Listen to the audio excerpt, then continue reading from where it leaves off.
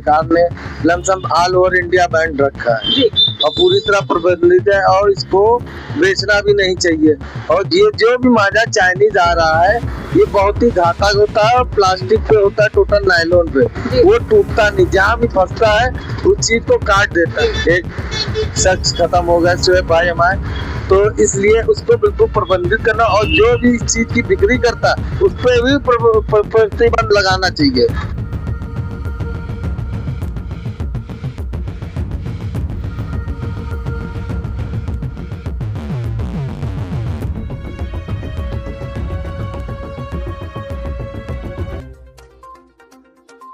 नमस्कार, मैं हूं श्वेता सिंह। आप देख रहे हैं देश प्रतिदिन न्यूज। पतंगबाजी का शौक काफी पुराना है राजधानी लखनऊ में, लेकिन अब ये शौक काफी घातक होता जा रहा है।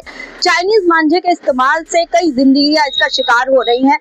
सरकार द्वारा चाइनीज मांझे पे तो प्रतिबंध लगाया गया है, लेकिन लगातार इस मांझे की बिक्री जारी है, जिसकी वजह से आम लोगों को इसके शिकार होना पड़ता है और लगातार इसके द्वारा कई हादसे हो जाते हैं, जिसमें कई जिंदगियां चली जाती हैं या काफी ऐसी क्षति लोगों को पहुंचती है जो जिसका पूर्ति नहीं हो पाती है। हम इस समय खड़े हैं राजधानी लखनऊ के हुसैनगंज में हाजी काइट सेंटर में, जिसके ओनर फरमान जी है, जिनकी लगभग 3 पीढ़ियां पतंग काम में लगी हुई हैं। चलिए उनसे सीधे बात करते हैं और जानने की कोशिश करते हैं ये जिम्मेदार कौन है इस तरीके के कार्य जो कर रहे हैं उसको लेकर।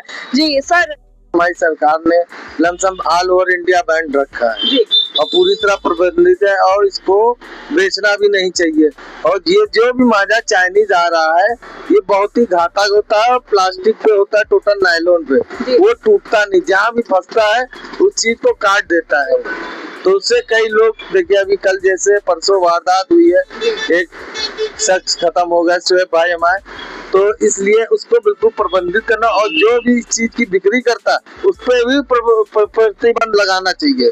जैसे कि आपने खुद ही बताया कि ये प्रतिबंधित है, लेकिन तब भी खुलेआम ये मांझा सबको मिल रहा है। अब इसमें गलती किसकी है, प्रशासन की है या पतंग ये मांझा बेचने वालों की है या खरीदने वालों की है? देखिए प्रशासन की नहीं है ना, ये ऑनलाइन बिक्री हो रहा है। आपको किसी जनरल दुकान पे पूरे शहर में कहीं नहीं मिलेगा, कहीं भी नहीं मिले। इसकी जो बिक्री हो रही है आप मोबाइल पे डालेंगे चाइनीज में तुरंत वो निकल के आएगा। कई मांझे हैं नामचीन जैसे मोनोकाइट वगैरह और भी, आप डालेंगे तुरंत वो जो है दिखाएगा। ये देखिए चाइनीज, ये जो है ऑनलाइन इसकी बिक्री चल रही है और इसको सरकार ने पहले ही प्रतिबंध लगा रखा है, इसको बैन कर रखा है सरकार ने। अच्छा, तो ये आपका कहना है कि जो दुकानें हैं वहाँ पर ये इस तरीके के मांझे का इस्तेमाल नहीं हो रहा है, जो खरीद रहे हैं वो ऑनलाइन इसको ले रहे हैं। तो पतंग उड़ाने वालों की क्या जिम्मेदारी नहीं है कि वो जिस तरीके से पतंग उड़ा रहे हैं और किस तरीके का मांझा इस्तेमाल कर रहे हैं, तो उनको भी ये सोचना चाहिए कि इस मांझे के इस्तेमाल से कई लोगों को परेशानी हो रही है, तो उनको भी सोच समझ कर इस तरह के मांझे का इस्तेमाल करना चाहिए। देखिए जो थोड़ा सा कम लड़ाने वाले नौसिखिया टाइप के जो पतंग नहीं पेट लड़ा पाते, नहीं काट पाते, वो इस मांझे का इस्तेमाल करते हैं, इसके उससे वो काट लेते हैं।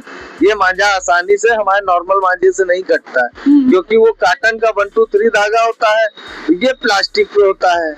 प्लास्टिक टूटता नहीं है, ये टूट जाता है काटन का धागा। तो ये जो है थोड़ा उससे सस्ता भी बैठता है और मजबूत भी होता है। इस वजह से लोग जो नहीं लड़ा पाते हैं वो इसका इस्तेमाल करते हैं। अपनी तरफ से क्या कुछ कहना चाहेंगे इसको तो बिल्कुल बैंड है, तो इसको बिल्कुल खत्म ही कर देना चाहिए और जो ऑनलाइन इसकी बिक्री चल रही इस पे सरकार को ध्यान देना चाहिए कि इसको बिल्कुल बंद कर दिया जाए। ठीक, तो ये थे हाजी काइट सेंटर से फरहान जी, जिन्होंने कहा कि ये मांझा खुली तौर पर दुकानों में नहीं मिलता, बल्कि ऑनलाइन इसकी बिक्री बहुत जोर शोर से हो रही है। तो सरकार को ऑफलाइन दुकानदारों से ज्यादा इस पर सोशल मीडिया या ऑनलाइन प्लेटफॉर्म पे जो यहाँ ये मांझा मिल रहा है, चाइनीज मांझा, उस पर प्रतिबंध लगाने की जरूरत है। चैनल देश प्रतिदिन न्यूज को बेल आइकन दबाकर सब्सक्राइब, लाइक और शेयर जरूर करें।